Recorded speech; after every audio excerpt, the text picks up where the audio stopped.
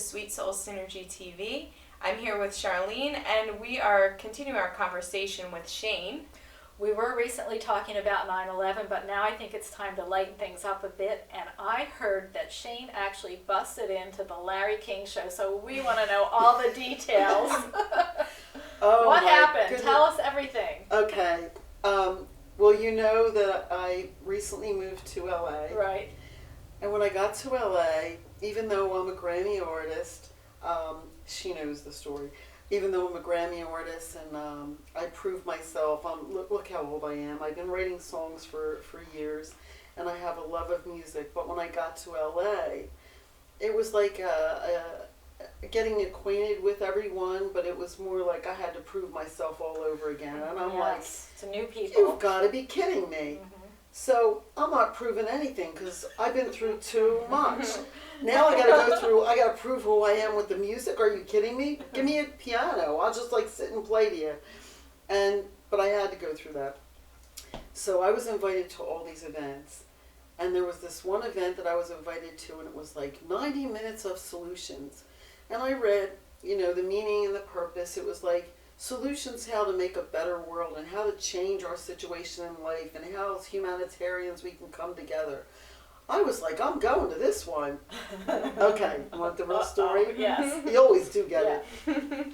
So I get there, and I don't have my hat today, but I usually have my hat that I usually wear. It's my signature. And I'm, dressed up, and I'm sitting in the audience, and they have these people from all these groups, with the Habitat Society and creating new homes for the homeless and all these different things. And I'm like, that's not going to solve the peace and love in the world, but that's really nice. And I know all these people. And they said, okay, does anybody have anything else? And I'm raising my hand. Well, they were bypassing me. And I said, oh, okay, well, we have 90 minutes of solution, so... And you have a solution. But wait, I have a question. Was Larry King running this? Larry King was in the panel. Oh my goodness. There was 5 people. There was an NFL player. I won't get too specific, but they were like big shots. So I start moving up in the seating, and I move up closer. Yourself. She upgraded herself. So the producer, there's a female producer, and then there's a male producer on the set. So I can see you doing that. So I go like this. I want to, and she's like, okay. Yeah. She knows who she is. And so finally, I raise my hand like that, and then Larry goes like this. Uh-oh. And I'm bypassed again, and I'm like, Larry just pointed to me. Didn't you see it? He wanted me. So I think it was her friends that she went to. Well, this is the true story. And that's the way it is, okay. You have to know somebody, right. So finally, I get up. I stand on the side of the set on the wall because I'm like, this is important. You're doing this. I'm at ground zero. That's why I'm here in LA. Right. And I'm not proving anything. You need to hear this. This is really, really important because this is what you need. Right.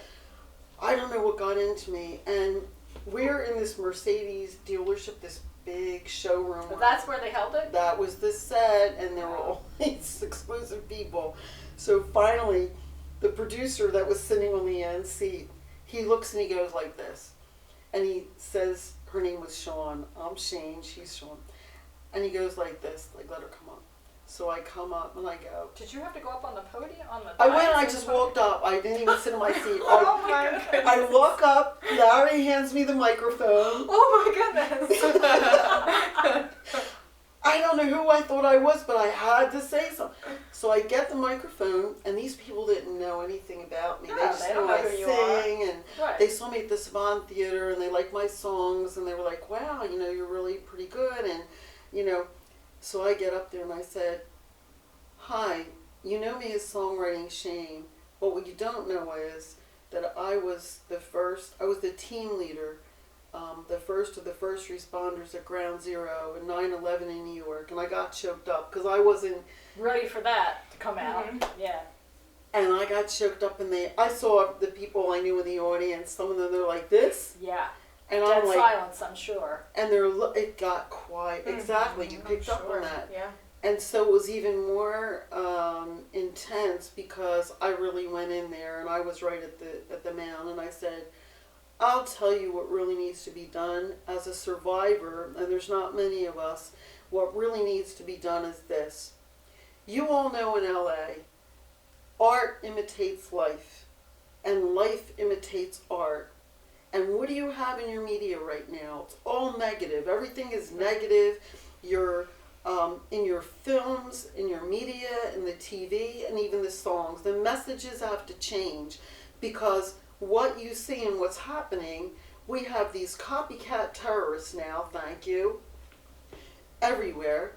And I said, in all these hate crimes and discrimination, we're setting ourselves back to where our forefathers founded this nation and fought for our rights. Our rights have already been established. What are we fighting for?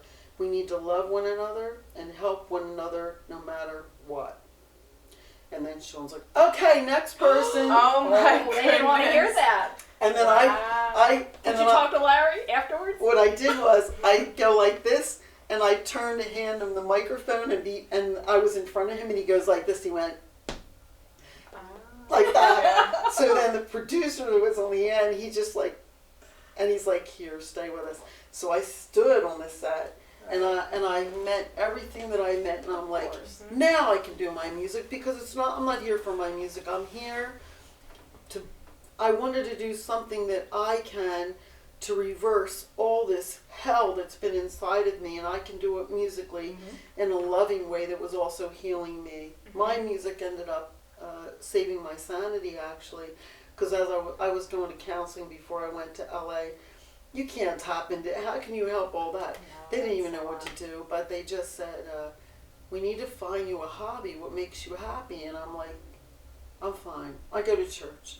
And I kept saying the same things over, and she said, I can't release you until you find a hobby, what makes you happy inside. I can't tap in. And I didn't know about any TMS therapy.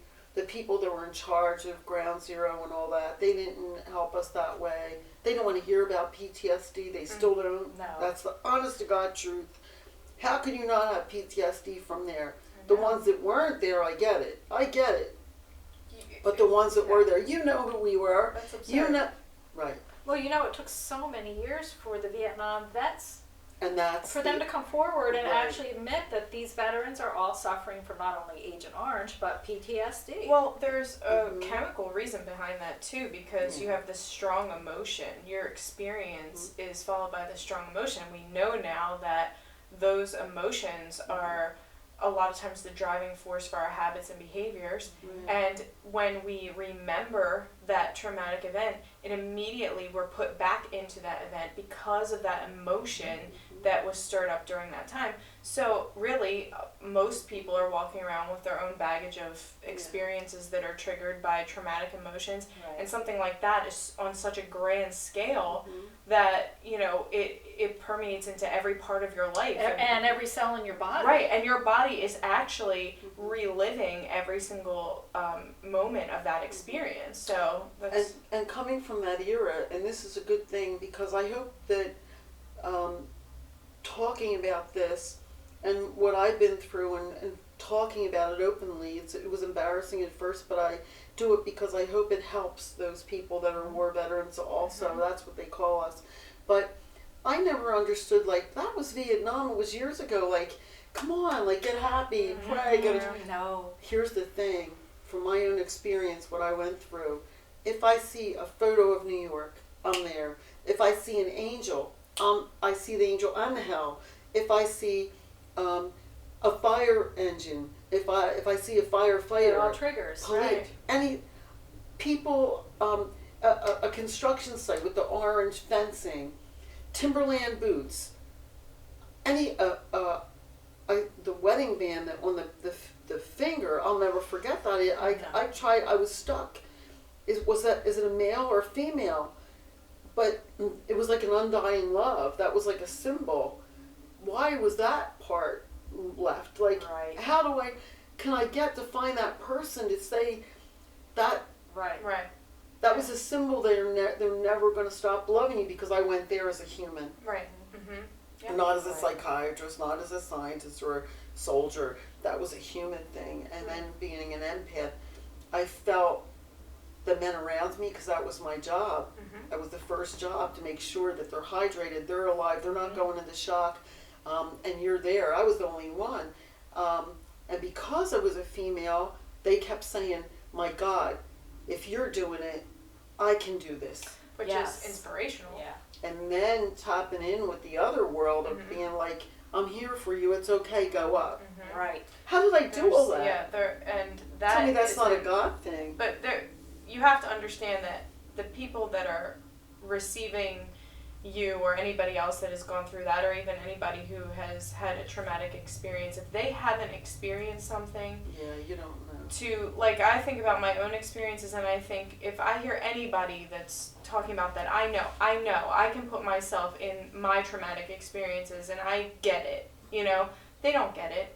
Yeah. They can't get it. They don't have the ability to Yeah. get it It's not their because fault. they They- have never experienced Right. something Right. that deep. Mhm. After these experiences that you had at 9/11, did you find that it opened you up more on an intuitive level, and as being an empath, as a visionary, Yeah. has that increased in volumes because of that traumatic experience? It affected me, and it came through my music actually, where I don't want to see anybody in a war zone. There's no need for that. Why are you killing people? It's about greed, it's about hatred. That's not the way we were all created. We weren't created like that. And that's not how we can help one another. That's not how you can, that doesn't make you a better nation. It destroys, cell by cell, the whole structure of the people, the nation, the environment, and it affects all of us around us, the whole world. You don't think that's not going to connect around the world in some way? How do we discriminate and then we want to do world trade? Right. Well, if you don't like the Iranians and you don't like the Americans and you don't like the Russians and you don't like this in Japan, but yet you want to prosper financially, economically, learn from one another. Is anybody learning anything anymore? No, because we're so busy texting and putting negativity in the world and then finding ways to heal us from the negativity. Just stop it. Stop Just creating all. it. Yeah. And you are really big on meditation, and as well you're spiritual. And the best we can do is to put into the atmosphere, into our lives, take a moment and shut down your brain and give it a break. Because even when you dream and you're asleep, your brain's still working. Oh, I know that, yes. Help yourself through all of this by even taking, you say 10 minutes and not even... 10 minutes is a luxury, but I find 10 or 15 minutes I become more peaceful and I can start my day on a different tone. You have to just get quiet until you get to a point where when you see like the little clips of life going by, like, oh, I gotta do this at 1 o'clock and I Get rid of do that. this text, I Let's gotta go do this away. email, I gotta answer this. Stop it. Turn the phone off. When those ideas come, stop. No.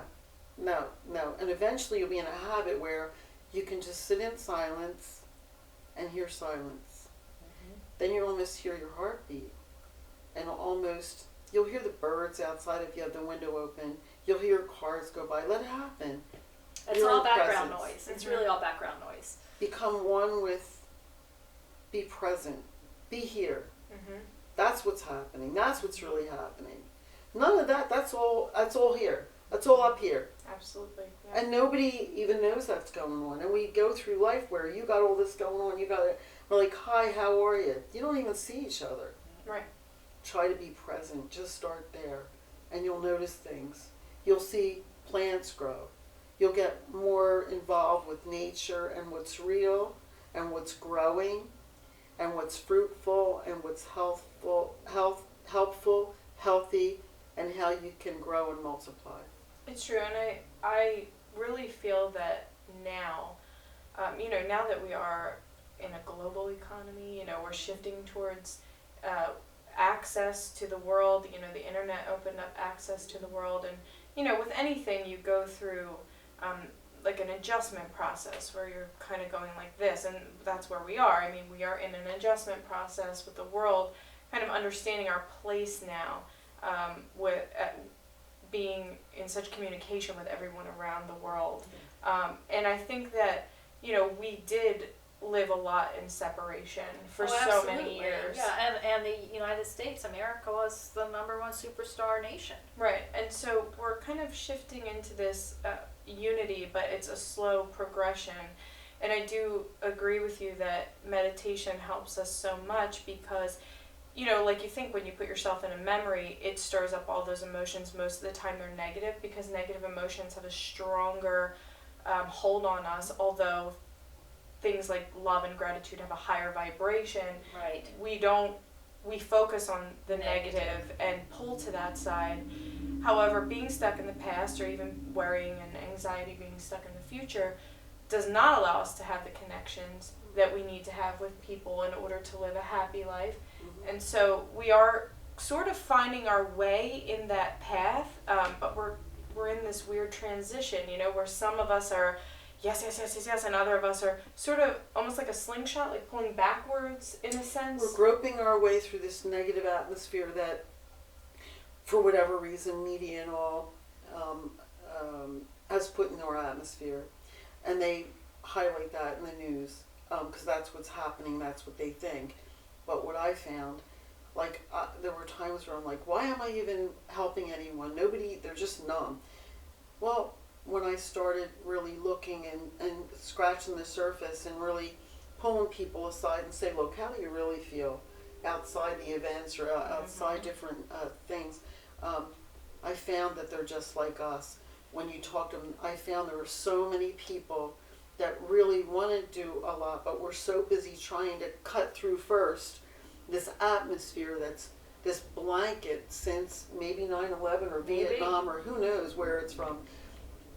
We need to change that. Change the media. Start projecting. Guess what's happening here? Mm-hmm. Project it in the light. And you know what?